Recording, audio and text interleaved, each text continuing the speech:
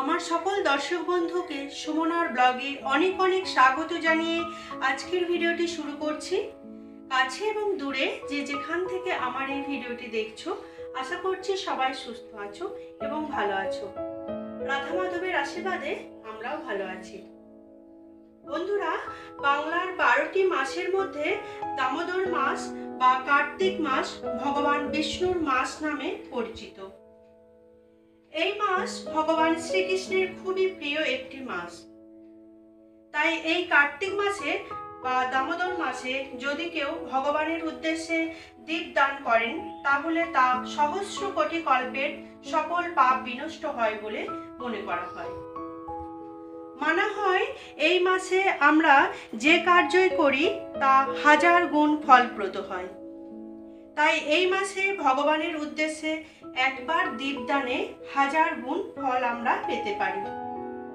এবং একই সাথে যদি কেউ তুলসী গাছে দীপদান করেন এই কার্তিক মাসে, তাহলে তার 1 লক্ষ গুণ ফল প্রাপ্তি হয়।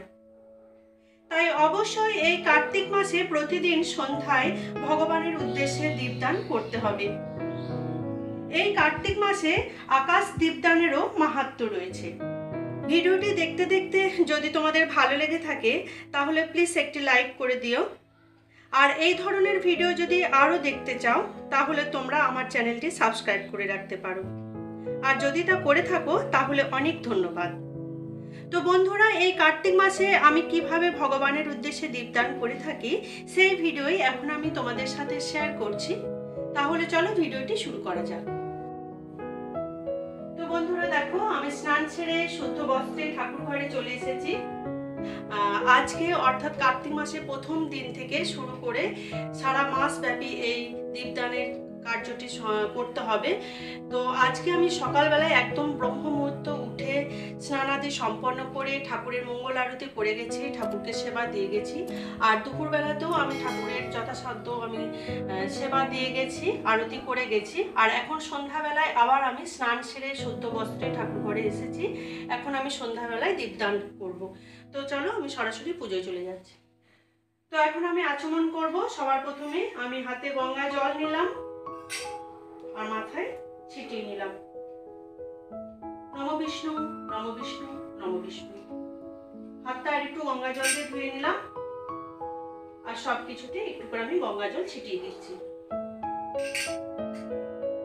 তো দেখো, আমি সকালবেলায় যে ঠাকুরকে ফুল দিয়েছিলাম, সেই সমস্ত ফুল আমি এখন তুলে নিচ্ছি ঠাকুরের চরণ থেকে।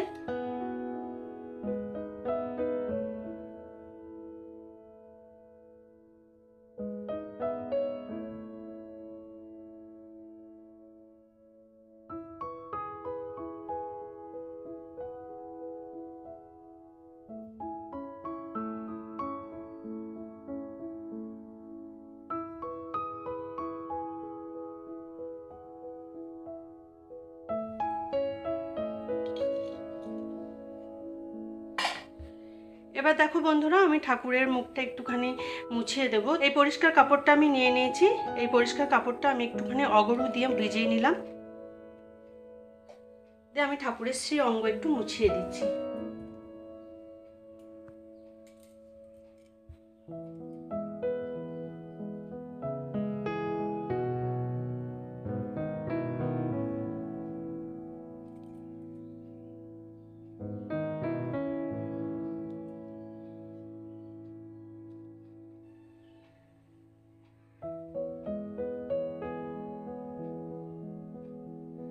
এবার দেখো, এখানে আমি চন্দন আগে বেটে রেখেছি। এটা আমার কেশর চন্দন। এই কেশর চন্দনের তিলক আমি ভগবানের কপালে একটু পরিয়ে দিচ্ছি। জয় শ্রীকৃষ্ণ, জয় শ্রীকৃষ্ণ।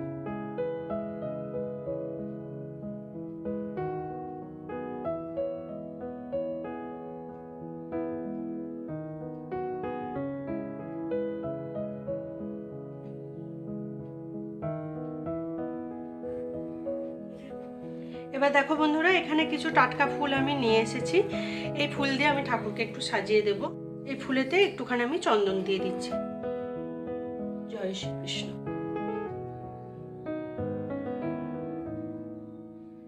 জয় গো।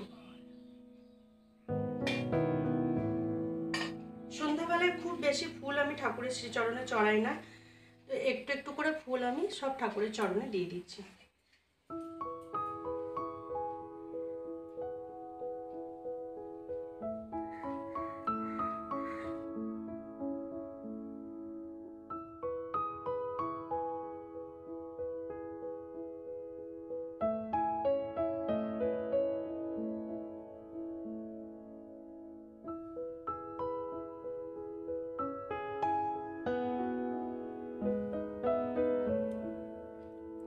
জয় শ্রীকৃষ্ণ, জয় শ্রীকৃষ্ণ, জয় শ্রীকৃষ্ণ।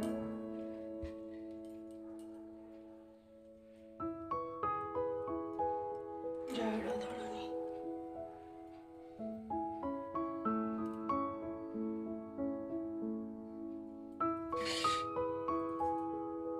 এবার চন্দন সহযোগে তুলসী পাতা আমি ভগবানের শ্রী চরণে নিবেদন করছি।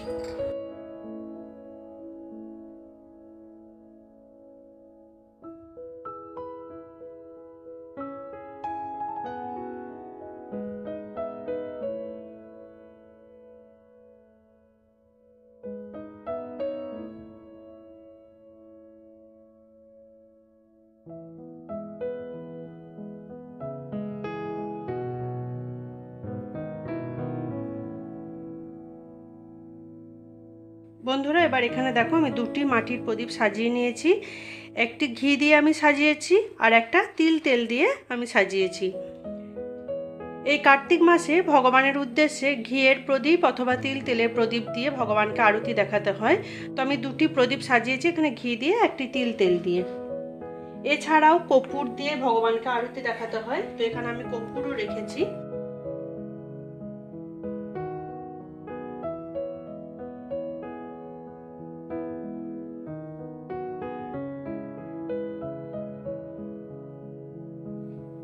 এবার আমি ভগবানের উদ্দেশ্যে ভোগ নিবেদন করব।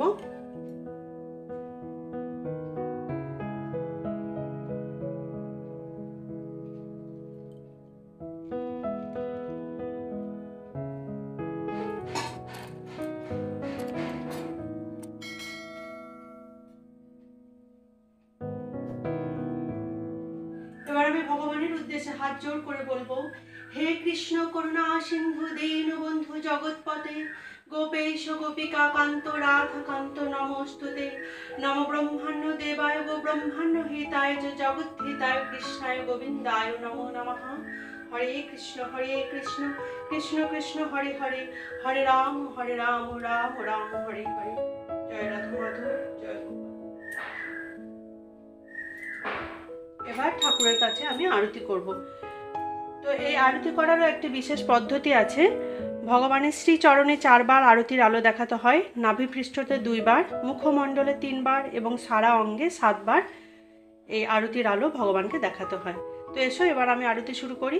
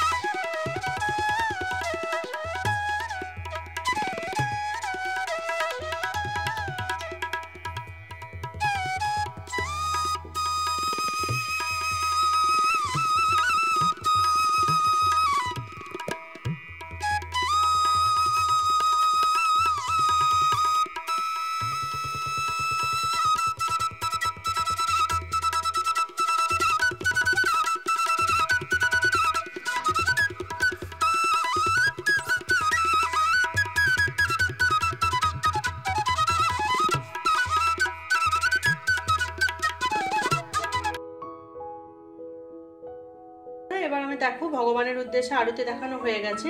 এরপর এই ঘিয়ের প্রদীপটা নিয়ে গিয়ে আমি তুলসী তলায় গিয়ে আরতি দেখাবো।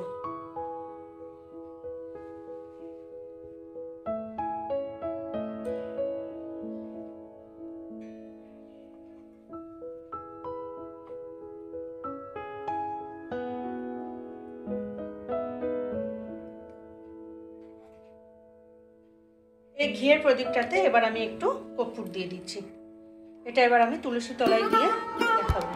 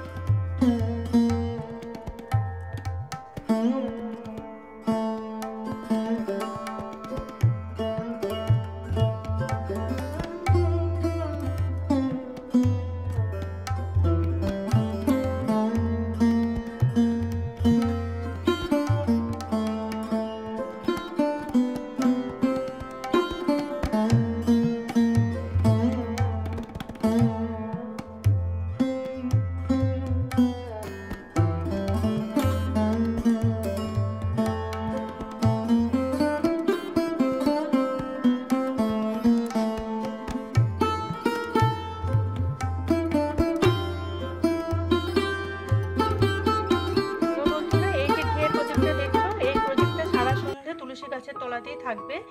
আর একটু বেশি করে ঘি দিয়ে দিতে হবে যেন অনেকক্ষণ পর্যন্ত এই প্রদীপটা জ্বলতে থাকে। তো এই ঘিয়ের প্রদীপটা আমার তুলসীর তলার এরকম ভাবে থাকে। এবার আমি ঠাকুর ঘরে চলে এসেছি। এবার আমি ঠাকুরের সামনে শাঁখ বাজিয়ে আমি আমার পুজো সম্পন্ন করছি।